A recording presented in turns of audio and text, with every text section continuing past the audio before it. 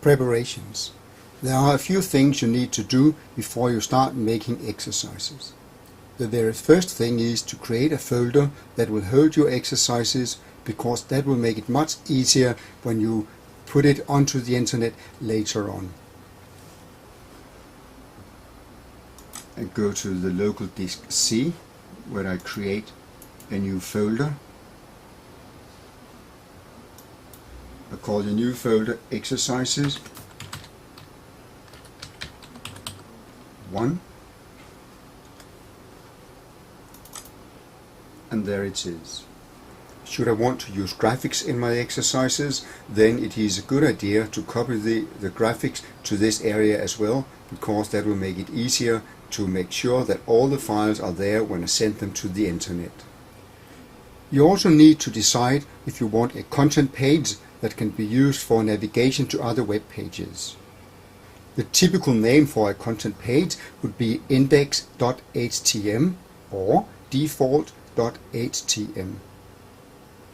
This is also the time where you have to decide how many exercises do you want to make and what type of exercises. It is important to decide on some names of the final exercises. For instance, the first crossword exercise could be called close1.htm. First close exercise could be called close1.htm. The reason why it's important to decide on these names is that you would want to link from one exercise to the next exercise, and also you would be able to link back again. I plan to make 5 HTML pages or web pages for the content folder called Exercises 1. The main page will be a navigation page that will link to the text and exercises. The name of that one will be index.htm. The reason for choosing the name index.htm is that by default most websites will automatically load that page when you go to a folder. The main content page with the information that will be used for exercises will be a text and video page that I have named index_en.htm. The reason for that name is that it will be a page that will hold video and text, and all the text will word by word be linked to an English online dictionary. The content page will then link to a crossword exercise, and that will be named cross1.htm. From that page one can press the back arrow and go back to the content page, or it is possible to go to the content page, that is the navigation page.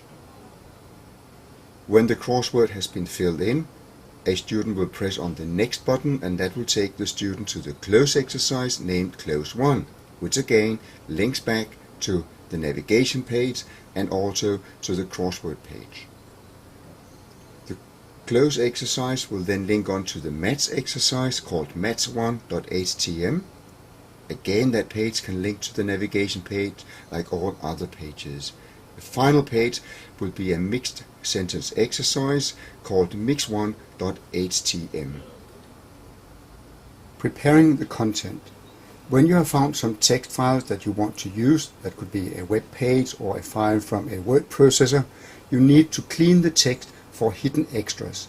Hidden extras, that's information that is hidden below the words, for instance a link to another web page or information in Word like a bold letter, etc. To remove and clean that text, you need to copy the text to Notepad, and when it is needed in Hot Potatoes, you copy back from Notepad and paste it into Hot Potatoes.